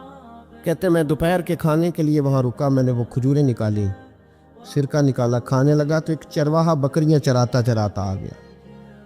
वो नौजवान था, उसके चेहरे पर मैंने बड़ी रोशनी देखी, गरीब आदमी था, बकरियाँ चराता था। हम लोग भी जब खाना खाने बैठते हैं तो कोई आ जाता है तो उसको दावत देते हैं, भाई आ जा तू भी खाना खा ले। कहते मैंने उससे कहा कि मियाँ आ जा रोटी खा लो। कहने लगा नहीं अल्लाह आपको जज़ा दे, मेरा दिल चाहता था कि कोई मेरे साथ खा ले। अल्लाह के बंदों की ख्वाहिश होती है ना कोई मेहमान मिल जाए। फरमाते मैंने दोबारा कहा भाई आ जाओ खा लो। कहने लगा नहीं हुजूर अल्लाह आपको जज़ा दे। मैंने दोबारा इस 3री दफ़ा इसरार किया, मियाँ थोड़ी सी खा ले। कहने लगा हुजूर इसरार ना करें, मैंने रोज़ा रखा हुआ है। आज मजदूर जो है ना उन सब ने रट्टा लगा के ये सबक याद किया है कि मैं चूँकि मेहनत करता हूँ तो मैं ना भी रखूँ तो खैर है। रमज़ान के रोज़े भी मजदूर छोड़ देते। अल्लाह किसी शख्स पर वो बोझ नहीं डालता जो वो उठा ना सके। रब बंदों से प्यार करते, उसे पता था इन्होंने मजदूरियाँ करनी है। मजदूर रोज़ा रख के देखे, वो देखे उसे कुछ भी नहीं होगा। हुजूर ने तो कहा सौम तसहु, तुम रोज़ा रखो अल्लाह तुम्हारी सेहत में इजाफा कर देगा, ये तो तंदुरुस्ती वाला काम है। कहने लगा हुजूर रोज़ा रखा हुआ है। हज़रत अब्दुल्ला इब्न उमर रज़ी अल्लाह ताला अन्हु कहते मेरे दिल में ख्याल आया पता करूं कि सिर्फ रोज़ेदार है कि नेक भी है, सिर्फ रोज़ेदार है कि नेक भी है, सिर्फ नमाजी है कि नेक भी है, सिर्फ हाजी है कि अल्लाह से भी डरता है। अरे देखो तो सही, आजमाऊं। आप फरमाते मैं उठ के करीब गया, खाना मैंने खा लिया तो बकरियां थी उसके पास, 300-400 बकरी चरा रहा था। तो एक बकरी की पुश्त पे मैंने हाथ फेरा, मैंने कहा बेचोगे बकरी? कहने लगा हुजूर मैं चरवाहा हूँ, दिहाड़ी पे काम करता हूँ, मजदूरी लेता हूँ, इनका मालिक तो कोई और है। आप फरमाते मैं तो पहले देखना चाहता था कि नेक भी है कि नहीं। तो मैंने उससे कहा कि बकरियों के मालिक से कह देना एक बकरी भेड़िया ले गया है, कह देना मालिक से। तो आप फरमाते जब मैंने उसे देखा ना तो गरीब था, टूटे हुए कपड़े थे। दामाने तवक्कुल की ये खूबी है कि उस पर पेवंद लगे होते हैं पर धब्बे नहीं होते। आप फरमाते हैं कि मैंने कहा कि कहना कि भेड़िया ले गया था। फरमाते हैं कि उसका मैंने चेहरा देखा तो दाढ़ी पर रेत पड़ी हुई थी, सर पे रेत थी, कपड़े पुराने थे, मकान भी कच्चा होगा, लेकिन उसके नजरियात इतने पुख्ता, बातों में इतना असर। फरमाते उसने गौर से मेरा चेहरा देखा, और फिर उसने बकरियों को छड़ी मारी और बकरियां चलने लगीं। वो मैंने कहा मेरे सवाल का जवाब नहीं दिया। तो कहने लगा हुजूर मैं बकरियों के मालिक को तो कह दूंगा भेड़िया ले गया है, और जब कायनात का मालिक पूछेगा तो फिर क्या जवाब दूंगा? जब अर्श का मालिक पूछेगा तो फिर क्या जवाब दूंगा? अल्लाह भी तो पूछेगा ना, तो अल्लाह को क्या बताऊंगा? हज़रत अब्दुल्लाह इब्न उमर रज़ी अल्लाह, एक तकरीर होती है, मैं लच्छेदार खिताब करूंगा, मैं बड़ा ज़बरदस्त असर डालूंगा, आप और भाई ज़्यादा इनकलाब तो अमल से आता है, ज़्यादा इनकलाब तो अमल से आता है, ज़्यादा तो 2 मिनट में लोग इनकलाब। हज़रत अब्दुल्लाह इब्न उमर कहते हैं उसने कुछ तकरीर नहीं करी, तकरीर भी असर करती है, इसका भी फ़ायदा होता है, ये भी दिल साफ कर जाती है, इसमें शक नहीं, लेकिन जो अमल के साथ तासीर होती है उसका तो हुस्न ही निराला है। बात जो दिल से निकलती है असर रखती, पर नहीं ताकत परवाज मगर रखती है। तो कहते वो एक जुमला उसने कहा कि अल्लाह पूछेगा तो क्या जवाब दूंगा, तो आप फरमाते मैं कांपने लगा। हज़रत अब्दुल्लाह इब्न उमर, और ये वो शख्स है जिनको नबी पाक ने कहा राजुल सालिह। अब्दुल्लाह बिन उमर नेक आदमी है, हुजूर ने कहा नेक आदमी है। हज़रत अब्दुल्लाह इब्न उमर कहते मेरे वजूद के रोंगटे खड़े हो गए। मैं सफ़र पर नहीं गया बल्कि मैं वहीं से वापस हो लिया, और मैं सीधा उस शख्स के मैंने मालिक का पता किया किसकी बकरियां चराता है। फरमाते मैंने मालूमात करके पहले वो ग़ुलाम ख़रीदा, फिर वो 400 के लगभग बकरियां ख़रीदी, फिर मैंने उसे बुला के वो बकरियां तोहफे में दी। तो मुझे कहने लगा ये क्या है? तो मैंने कहा तूने कुरान नहीं पढ़ा? अल्लाह सूरह तलाक में फरमाता है कि तुम मुझसे डर जाओ, मैं हर मुश्किल से निकलने का तुम्हें रास्ता दे दूंगा, वयरज़ुक़हु मिन हैसु ला यहतसिब, और तुम्हें वहां से रोजी दूंगा जहां से तुम्हारा कभी गुमान भी नहीं गया होगा। फरमाया तू चूंकि अल्लाह से डरता था तो ये रब करीम ने तुझे रोजी अता फरमाई है, ये बकरियां अब तेरी हैं। भाई खुदारा अल्लाह से डरना सीखिए, रब करीम का खौफ पैदा करें। आप यकीन करें मैं पुलिस की बात नहीं करता, MNA की MPA की बात नहीं करता। एक दिन मैं जंगल में शिकार करने गया तो कुछ जानवर कम नजर आए। सुबह से लेकर मैं घूमने लगा, असर का वक्त हो गया, कोई शिकार ना मिला। अब मेरे दिल के अंदर यह डर था कि अगर मगरिब मुझे यहीं हो गई तो मुझे कोई दरिंदा कोई जानवर परेशान करेगा। इसी परेशानी के आलम में मैं दाएं बाएं देख रहा था कि हरनी का एक बच्चा मुझे नजर आया।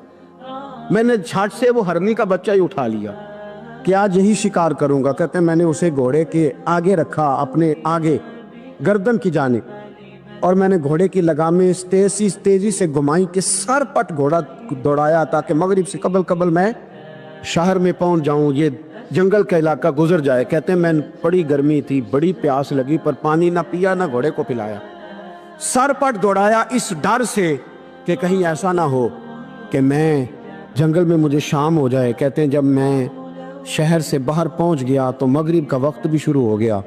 कहते अभी मैं पहुंचा ही था, मैंने वहाँ घोड़े को रोका, खुद भी पानी पिया, जानवर को भी पिलाया। कहते ज़रा मैंने आँख उठा के देखा तो जिस हरनी का मैं बच्चा लाया था वो भी दौड़ती हुई मेरे पीछे आ गई। कहते वो पीछे मेरे खड़ी है, पता नहीं कहाँ से बेचारी दौड़ी। मेरा तो घोड़ा था और मैंने तो सांस भी नहीं लिया। 1.5 घंटा 2 घंटे में भगाता लाया इस जल्दी में कि बाहर आना है। कहते पलट के देखा तो उसकी सांस फूली हुई हरनी की और ललचाई नजरों से मुझे देख रही है। दिल के एक कोने से आवाज आई कि आज तो 2 शिकार हो गए। बच्चा तो पकड़ा ही, इसकी माँ को भी काबू करता हूं ताकि डबल शिकार आएगा। कहते हैं फिर अंदर से मेरा दर्द बोला, अंदर से मेरा रहम बोला, एक माँ अपना बच्चा लेने आई है और इस तरह तो उसे तकलीफ नहीं दी जा सकती कि उसे ब्लैकमेल करके माँ को भी रख लिया जाए। कहते हैं जब मैंने उस हरनी की तरफ देखा तो उसकी नजरों में सवाल था, उसकी नजरों के अंदर सवाल था, कुछ मांग रही थी।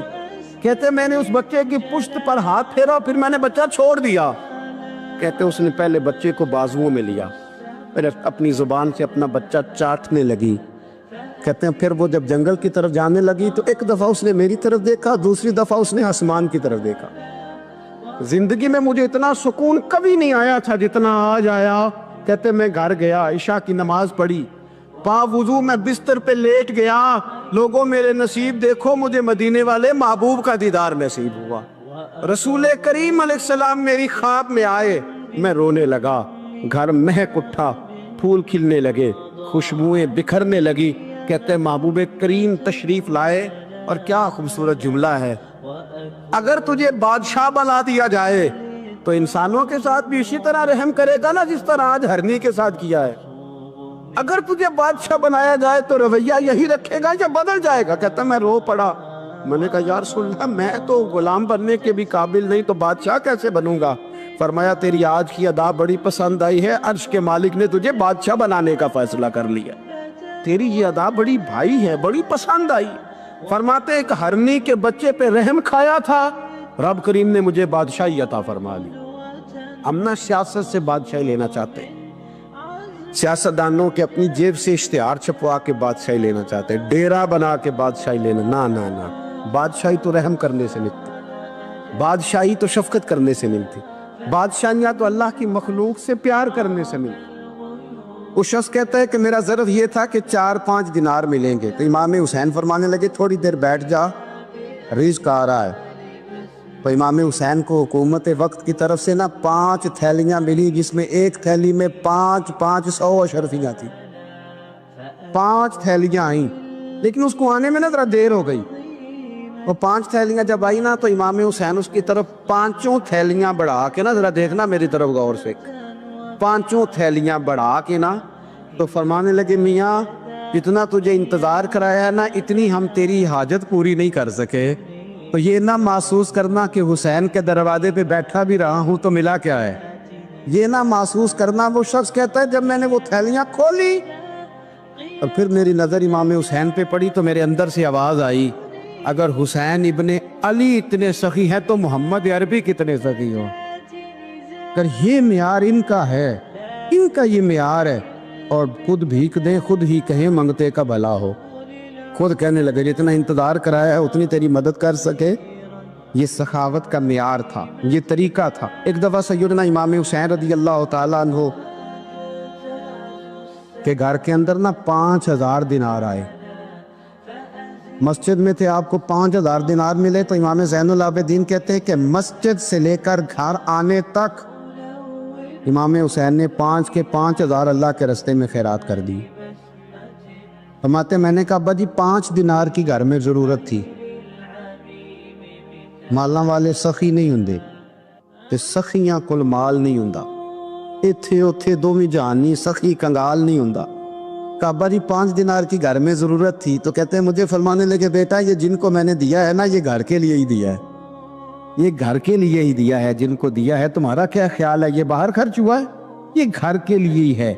इसलिए कि जब इंसान दूसरों पर शफकत करता है तो अल्लाह उसके घर पे रहमत फरमाता है। इमाम हुसैन के मिजाज में पहली बात मैंने ज़ौक़े इबादत की अर्ज़ की, दूसरी बात अर्ज़ कर रहा हूँ कि सहाबा हज़रत उसामा बिन ज़ैद बड़े प्यारे हैं मेरे नबी करीम के, बड़े प्यारे। हज़रत उसामा बिन ज़ैद के बारे में सैयदा आयशा सिद्दीक़ा फरमाती हैं उनके नाक से अगर रीठ निकलती थी तो अल्लाह के रसूल अपने दस्ते मुबारक से साफ़ कर देते थे, और सरकार फरमाते थे कि अगर उसामा लड़की होता ना, उनके गुलाम के बेटे थे हज़रत ज़ैद बिन आर, अगर ये लड़की होता मैं इसे ज़ेवर पहनाता। बड़े प्यारे थे, लेकिन जब उनका आखिरी वक्त आया ना तो 60,000 दिनार का कर्जा था। रिश्तेदारों से कहा, दोस्तों से कहा, यारों से कहा, और कर्ज अदा नहीं हो रहा था। हज़रत उसामा बिन ज़ैद कहते हैं बड़ा परेशान था। जब हद हो गई ना तो हज़रत उसामा बिन ज़ैद फरमाने लगे जाओ कोई हुसैन इब्ने अली को ख़बर करो, उनसे कहो मैं ना ग़ुलाम हूँ आपके नाना का, मकरूज़ दुनिया से चला गया तो क्या बनेगा। इमाम हुसैन को ख़बर मिली तो दौड़े आए। लाजपाल उस पीर को नहीं कहते कि तगड़ा नजराना लेके तो माथा चूम ले, लाजपाल तो उसको कहते हैं कि जब ज़रूरत पड़े तो वो सर पे मौजूद हो। हज़रत सैयदना इमाम हुसैन तशरीफ़ लाए तो जनाब उसामा बिन ज़ैद रो पड़े, कहने लगे हुजूर मैंने ना ग़ुलामी की है आपके नाना की, और इस ग़ुलामी पे नाज है, अब 60,000 दिनार का कर्जा लेके दुनिया से जाऊंगा तो मेरी कब्र पे बोझ रहेगा।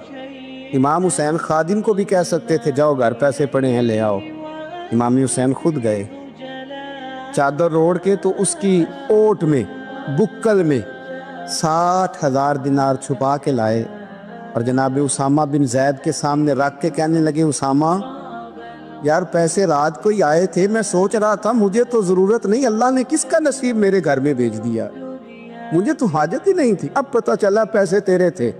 अल्लाह ने हुसैन की ड्यूटी लगाई है कि जा जाके दे आ। हज़रत उसामा बिन ज़ैद रो पड़े, फरमाने लगे अल्लाह आपको बेहतरीन सिला अता फरमाए। इमाम बड़ा ही प्यार करते थे। घोड़े पे जा रहे थे, कुछ फ़कीर गरीब लोग बैठ के रोटी खा रहे थे। खा रहे थे सड़क के किनारे।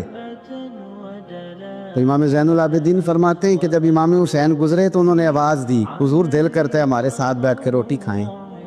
कायनात के मालिक व मुख्तार के नवासे और दुनिया के सबसे बड़े शहजादे घोड़े से उतरे और गरीबों के साथ सड़क पे बैठ गए, रोटी खाने लगे और देर तक खाते रहे। और जब फारिग हो गए तो फरमाने लगे खाने की ज़रूरत भी नहीं थी, हाजत भी नहीं थी, पर तुमने आवाज़ दी तो दिल रखने को बैठ गया था, अगर इजाज़त दे तो चला जाऊं। ये मिजाज था, ये तबीयत थी। आपके एक भाई हैं छोटे, हज़रत मोहम्मद बिन हनफिया नाम है, हज़रत मौला अली शेर खुदा रदी अल्लाह ताला अन्हु की दूसरी बीवी से। एक दिन हज़रत इमाम हुसैन उनके घर में बैठे थे तो किसी बात में ना इख्तलाफ राय हो गया, तो इमाम अली मकाम नाराज़ हो गए, फरमाया आज के बाद तेरे घर नहीं आऊँगा। रुमाल उठाया चले गए। लोगों ने हज़रत मोहम्मद बिन हनफिया रदी अल्लाह ताला अन्हु से कहा हुसैन तो नाराज़ हो गए, कभी नहीं आएंगे। आप फरमाने लगे भाई तुम्हारा है कि मेरा? अजी भाई तो आपके हैं। फरमाया अगर कहो तो चंद मिनटों में हुसैन वापस आए। जनाब नाराज़गी हो गई है। फरमाया नाराज़गी हुई है, पर मैं उसके दिल की नरमी को तो जानता हूँ, उसके मिजाज के अंदर जो मोहब्बत है उससे तो अभी आए। कहा जनाब वो कैसे? फरमाने लगे देखना ज़रा। तो इमाम हुसैन ने ख़त लिखा, हज़रत मोहम्मद बिन हनफिया ने रुका लिखा, कहने लगे हुसैन मेरे बाप का नाम भी अली है और आपके बाप का नाम भी अली है, पर एक फजीलत ऐसी है जिसमें मैं आपका मुकाबला नहीं कर सकता, वो ये है कि आप सैयदा फातिमा तो ज़हरा के लाल हैं, आप मोहम्मद मुस्तफ़ा अलैहिस्सलाम के नवासे हैं। कहने लगे भाईजान आपने नाना जान की वो हदीस तो सुनी होगी कि दो लोग नाराज़ हो जाएं तो जो सुलह पहले करे जन्नत में पहले जाएगा। फरमाने लगे दिल मेरा कर रहा था कि पहले सुलह कर लूँ, लेकिन फिर बड़े भाई को पुश्त करूँगा जन्नत में जाते हुए, ये भी तो बेअदबी है ना। अब ख़त मैंने लिख दिया है, आपका जो इरादा हो। इमाम हुसैन ने ख़त पढ़ा तो आंखों में आंसू आ गए। फिर से रुमाल उठाया, बच्चे पूछने लगे कहाँ जा रहे? कहा भाई के घर जा रहा। कहा आप तो नाराज़ थे। फरमाया था नाराज़, पर है तो मेरा भाई ना। हो गई बात ख़त्म। बड़ी दिल में नरमी, तबीयत में सोज, लहजे में गुदाज। हज़रत अमीर माविया रदी अल्लाह ताला अन्हु ने एक शख्स को भेजा मदीना मुनव्वरा शाम से, तो उसने कहा मैंने इमाम हुसैन से मिलना है, तारुफ क्या है? जनाब अमीर माविया फरमाने लगे मस्जिद नबी में जाना जिसके गिर्द लोग सबसे ज़्यादा अदब से बैठे हों और जिसकी बातें सबसे ज़्यादा मीठी हों और जिसकी नज़रें सबसे ज़्यादा झुकी हों और जिसके चेहरे पर तुम्हें सबसे ज़्यादा वकार नज़र आए, वही अली के बेटे हुसैन होंगे। जो सबसे ज़्यादा तुम्हें वहाँ माहौल के अंदर जो शख्स नज़र आए, पूछने की ज़रूरत नहीं पड़ेगी।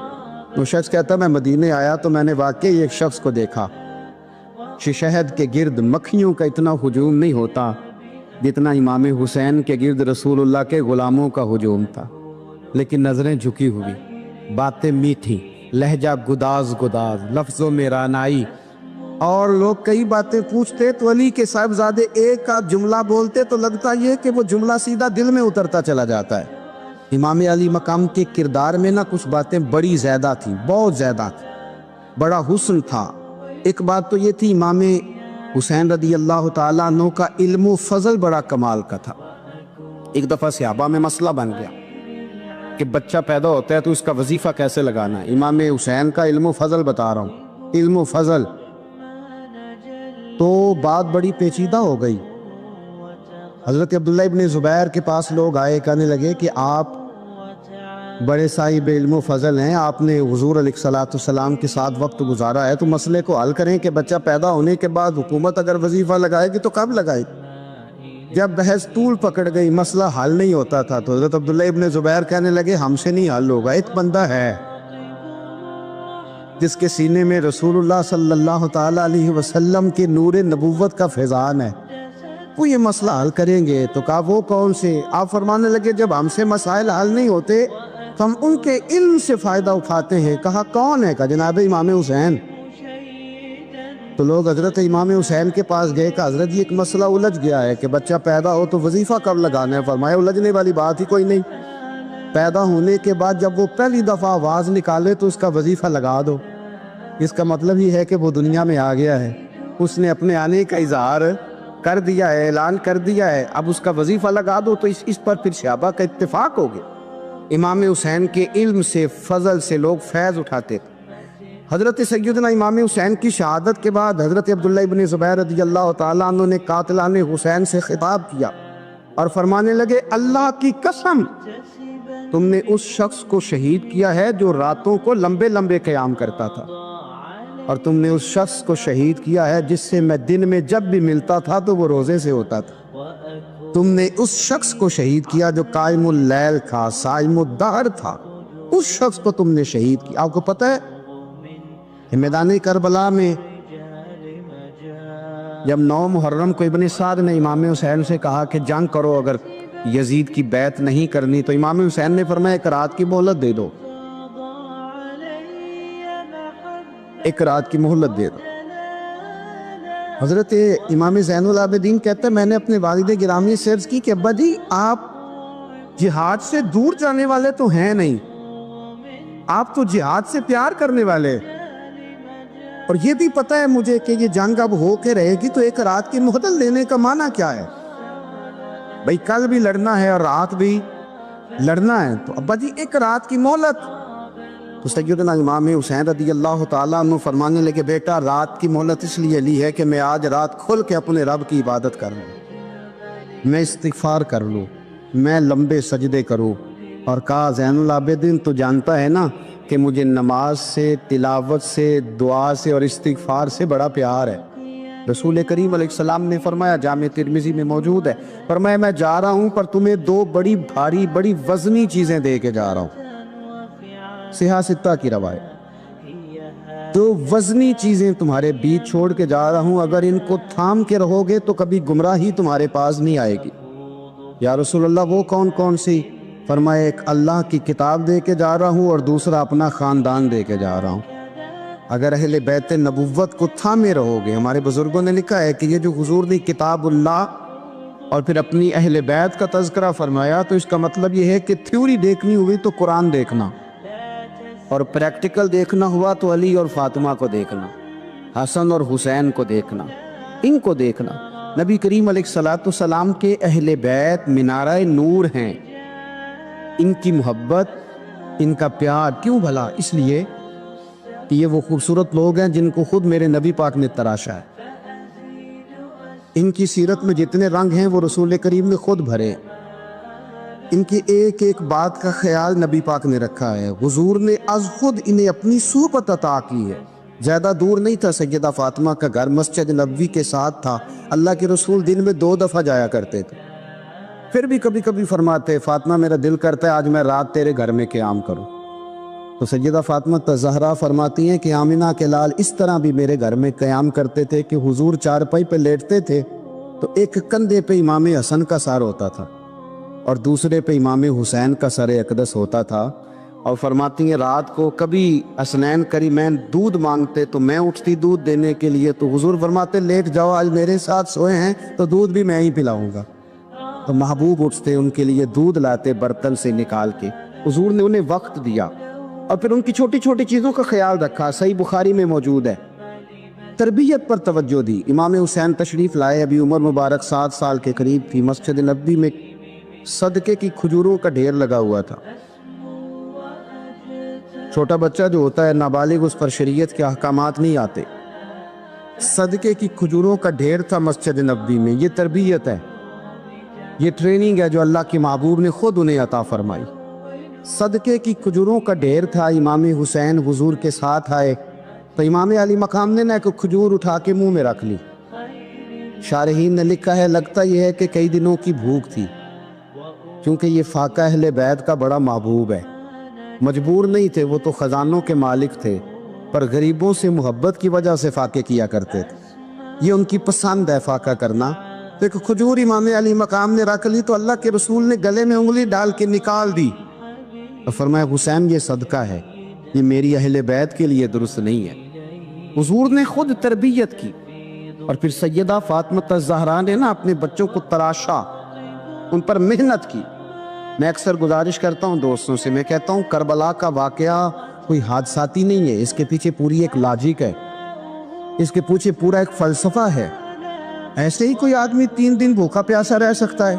کسی آدمی کو صبح اس نے کھانا کھایا اور شام تک کھانا نہ ملے تو ٹانگیں کانپتی ہیں۔ رمضان المبارک میں عبادت کی نیت سے روزہ رکھنے والے بھی شام کو بڑے پریشان ہو جاتے ہیں، پر مسلسل 3 دن کھانا نہ کھایا جائے اور پانی نہ پیا جائے، اور حال یہ ہے کہ وہی آدمی تلوار لے کے میدان میں نکلے اور اس کی حالت یہ ہو کہ لوگ اس کی آگے دوڑنا شروع کر دیں۔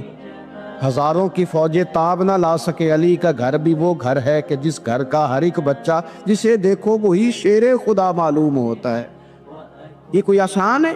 اس کے پیچھے پوری ایک اس کے پیچھے فلسفہ ہے۔ امام راضی کی تفسیر کبیر دیکھیے گا، حضرت امام حسین کی وہ شخصیت تھی کہ مشکات میں حدیث ہے، نبی پاک صلی اللہ تعالی علیہ وسلم کی چچی جناب ام فضل صبح صبح گھبرائی حضور کی بارگاہ میں آئی، عرض کی یا رسول اللہ صلی اللہ علیہ وسلم آج میں نے عجیب خواب دیکھا ہے، میں ڈر گئی ہوں۔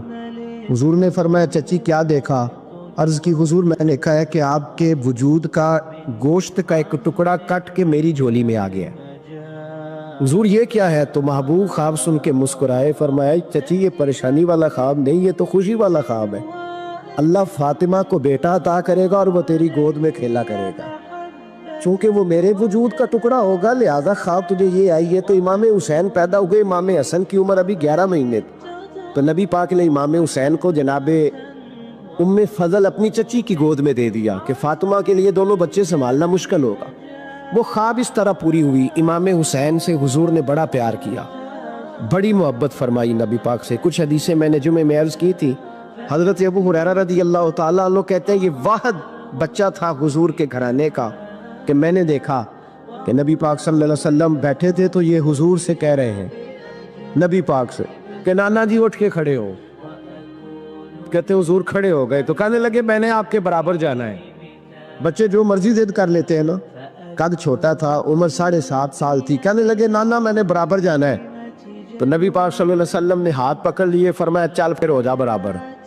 تو حضرت ابو ہریرہ کہتے ہیں انہوں نے حضور نے ہاتھ پکڑے اوپر کھینچا تو امام حسین نے پہلے اپنے پیر حضور کے گھٹنوں پہ رکھے، پھر نبی پاک کے سینے پہ رکھے، اور جب ان کا قد سر تھوڑا سا حضور سے اونچا ہو گیا تو محبوب فرمانے لگے چل بس کر، تو نے تو کہا تھا آپ کے برابر ہونا ہے، تو اوپر نکل گیا ہے، چل بس کر۔ فرماتے پھر امام حسین نے زبان باہر نکالی تو محبوب ان کی زبان چوسنے لگے، پھر ساتھ لٹا لیا اور انہیں سونگنے لگے۔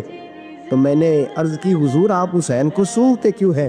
تو فرمایا ابو ہریرہ مجھے حسین کے وجود سے جنت کی خوشبو آتی ہے، مجھے حسین کے وجود سے جنت کی۔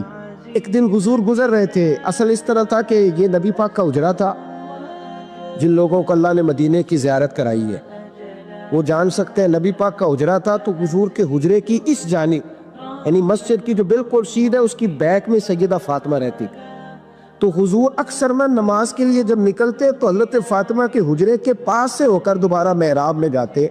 محبوب حجرے کے پاس سے گزرے تو امام حسین رو رہے تھے، تو حضرت فاطمہ نے کسی بات میں جھڑک دیا تو امام حسین رونے لگے، تو نبی پاک نماز کے لیے گئے تو واپس لوٹ آئے، اور واپس تشریف لا کے کہا فاطمہ حسین کو کیا ہوا؟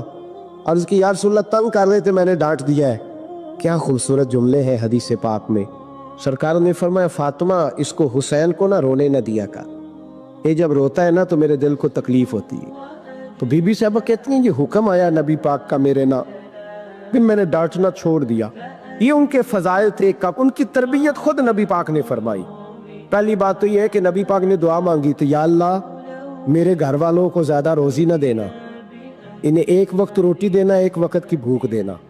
یہ جو 10 دن کربلا میں انہیں ٹینشن نہیں نہ ہوئی، انہیں عادت تھی فاقہ کرنے، انہیں 3 دن وصلی روزے رکھنے کی عادت تھی، پہلی بات۔ دوسرا یہ کہ جہاد کی تربیت حضور خود کراتے۔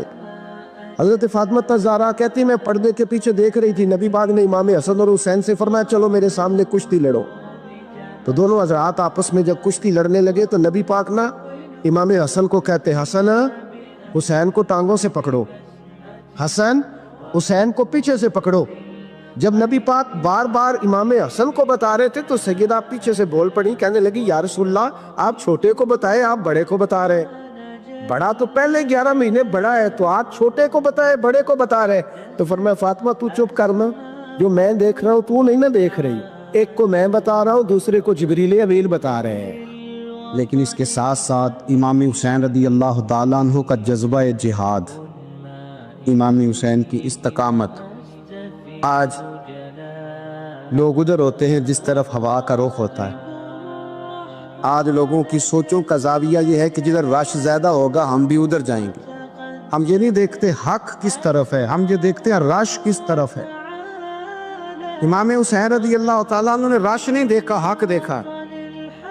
امام حسین رضی اللہ تعالیٰ عنہ استقامت کے وہ پہاڑ ہیں, معمولی آدمی نہیں تھے. فرزق شاعر کہتا ہے کہ میں نے امام حسین سے کہا تھا, میں نے کہا لوگوں کی تلواریں یزید کے ساتھ ہے پر دل آپ کے ساتھ ہے, دل آپ کے ساتھ ہے. امام حسین رضی اللہ تعالیٰ عنہ نے زمانے کے حالات نہیں دیکھے, حق اور سچ دیکھا. جتنی چیزیں انسان کو کمزور کر سکتی ہیں وہ ساری امام حسین پہ طاری کی گئی. جتنی چیزیں, وطن چھوڑنا کتنا کو مشکل ہوتا ہے. شالا پردیسی کوئی بھی نہ تھی وے, ایک اکھ جنا تو پارے. حضرت سلطان باؤ فرماتے ہیں بچو, پردیسی ہونا کوئی آسان ہے؟ جس آدمی کا کسی چھوٹے سے گاؤں میں بھی مکان ہو, چھوڑنا پڑ جائے تو روتا ہے. تو مجھے بتاؤ جس نے اپنا سارا بچپن مدینے میں گزارا ہو, آج جو ایک ہفتہ مدینے رہ کے آتے ہیں ان سے واپس نکلنا مشکل ہوتا ہے. لیکن امام حسین حق کا رستہ تھا, وطن کی قربانی دی, اور معمولی وطن نہیں, مدینے جیسا وطن. اور جب کھڑے تھے نا امام حسین رضی اللہ تعالیٰ عنہ رجب میں نکل رہے تھے مدینے سے, تو کوئی شاعر کہتا ہے دور کھڑے ہو کہ انہوں نے گویا کہا تھا آقا تیرے کرم کے خزینے کی خیر ہو, میں جا رہا ہوں تیرے مدینے کی خیر ہو. امام حسین نے وطن چھوڑا, کوئی لغزش نہیں پیروں میں, کوئی نہیں. شہزادوں والی زندگی تھی, مسجد نبوی کے امام تھے, نبی کریم علیہ السلام کے روضہ اطہر پر تشریف رکھتے تھے. زمانہ حیا کرتا, شان و شوکت تھی, پر حق کے لیے چھوڑا. نکل کر خانقاہوں سے ادا کر رسم شبیری, اور پھر بڑا مشکل ہوتا ہے. اس شخص کے ساتھ بچے اور عورتیں ہوں, وہ تو یہ کہہ کے لڑائی سے جان چھڑاتا ہے کہ میرے ساتھ فیملی ہے, نہ ہوتی تو تجھے بتاتا. پر امام حسین کو اولاد بھی کمزور نہیں کر سکی, عورتوں کا ساتھ ہونا کمزور نہیں کر سکا. پھر امام علی مقبوق کتنا مشکل کام ہے. آج لوگ کہہ نہیں دیتے کہ میں تو اس لیے گناہ کرتا ہوں کہ رشوت اس لیے لے لیتا ہوں کہ بچے چھوٹے. 10 دنوں کی کم و بیش سفر, 3 دنوں کی بھوک اور پیاس, پر حق کے رستے میں امام حسین کو کوئی چیز کمزور نہیں کر سکی. اور پھر وہ جتنی باتیں لوگ کہہ سکتے تھے وہ ساری کہیں گئیں, ساری.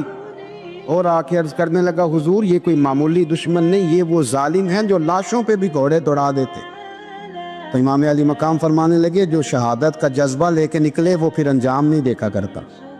وہ انجام, وہ جتنی چیزیں جو استقامت کے رستے میں آ سکتی ہیں وہ ساری چیزیں رستے میں آئیں, پر امام علی مقام نے کسی چیز کی پرواہ نہیں کی. آج کا مسئلہ یہ ہے کہ آج لوگوں میں استقامت نہیں ہے. رات کو کچھ ہوتے ہیں, سویرے کچھ ہوتے ہیں, دوپہر کو کچھ ہوتے ہیں, شام کو کچھ ہوتے ہیں. ہمارا کل انداز تکلم کچھ اور ہوتا ہے, صبح کچھ اور ہوتا ہے. امام علی مقام میدان میں رہے, ایک میت گھر میں ہو جائے تو کئی دنوں تک آنکھ کھلتی نہیں, ہوش رہتا نہیں. سب سے زیادہ مسائل امام حسین نے دیکھے, سب سے زیادہ. اور گھوڑے پر بیٹھنے سے پہلے ساری تکلیفیں آپ دیکھ چکے تھے. باپ کا جنازہ اٹھانا آسان ہوتا ہے, بیٹے کا جنازہ اٹھانا بڑا مشکل ہوتا ہے.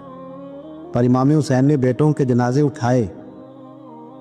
حضرت علی اصغر کی لاش کو امام حسین نے اپنے دست مبارک سے دفن کیا, اور جناب علی اکبر کی میت کو جب آپ اٹھا کے لا رہے تھے تو سیدہ زینب فرماتی ہیں کہ مجھے یوں کبھی لگتا تھا حسین کا قد بڑا ہے اور کبھی لگتا تھا علی اکبر کا قد بڑا ہے. اور فرماتی ہیں کہ پھر حضرت قاسم بن حسن کو بھی وہ اٹھا کے لائے. اور جناب عباس کے وجود سے الگ ہونے والے بازو انہوں نے لا کے حضرت عباس کے وجود کے ساتھ بھی رکھے۔ انہوں نے یہ سارا منظر دیکھا، لیکن جب حسین ابن علی اپنی دفعہ گھوڑے پہ سوار ہوئے تو لگتا یہ تھا کہ ان سے زیادہ بہادر کوئی نہیں۔ ایک جملہ بھی یزیدی فوج کے سامنے امام حسین نے کمزور نہیں کہا، ایک جملہ بھی، ایک فکرہ بھی کچا نہیں بولا، کہیں بھی کوئی منت نہیں کی، کسی جگہ بھی ان کے پائے استقلال میں کوئی لغزش نہیں آئی۔ جب لوگوں کو پتہ چل جائے کہ اب سامنے موت ہی موت ہے، سوائے اس کے چارہ کچھ بھی نہیں، تو بہت ساری رخصت اور اجازت تو دین بھی دیتا ہے، پر امام حسین کسی جگہ کسی رخصت پر عمل کرتے نظر نہیں آتے۔ ڈٹ کے بات کی، ڈٹ کے، اور پھر جب میدان میں نکلے، اللہ اکبر، تو ابن سعد کہنے لگا کہ اگر دو دو کر کے ایک ایک کر کے جاؤ گے تو یہ 45,000 کا لشکر سارا حسین کاٹ ڈالے گا، یک بارگی حملہ کرو گے تو بات۔ اتنی استقامت، اتنا۔ آج تو لوگ ڈپریشن کے مریض ہیں، آج تو لوگ ٹینشن کے مریض ہیں، ہر دوسری بات میں لوگ کہتے ہیں وہ بڑا، پر کس بات سے؟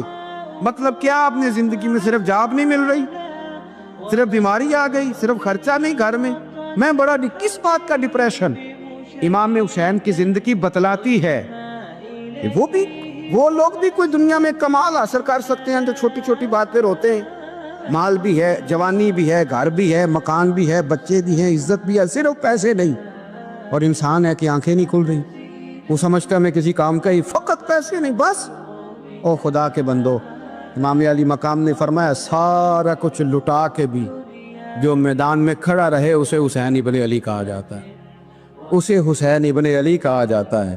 حسین ابن علی کی شان رفت کوئی کیا جانے، حسن جانے، علی جانے، نبی جانے، خدا جانے، کون جانے امام علی مقام کا معیار۔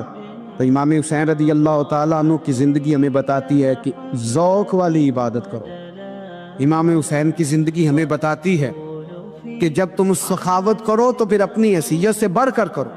اور امام حسین کی زندگی ہمیں بتاتی ہے کہ دل میں کسی کے لیے کوئی بات نہ رکھو، صلح کرنے میں پہل کرو، محبتیں کرنے میں آگے بڑھو۔ اور امام حسین کی زندگی ہمیں بتلاتی ہے کہ جب دنیا میں تم نے کچھ کرنا ہے تو پھر ڈٹنا بھی سیکھو، پھر کھڑے ہونا بھی سیکھو۔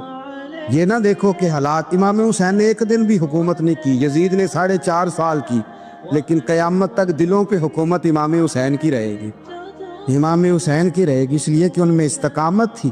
امام حسین کے ساتھ اس وقت 72 لوگ تھے، لیکن آج کائنات کا ذرہ ذرہ امام حسین کے ساتھ ہے۔ اس کا مطلب ہے وقت لگتا ہے، نظریہ غالب آ ہی جایا کرتا ہے، تو استقامت والی زندگی گزارے۔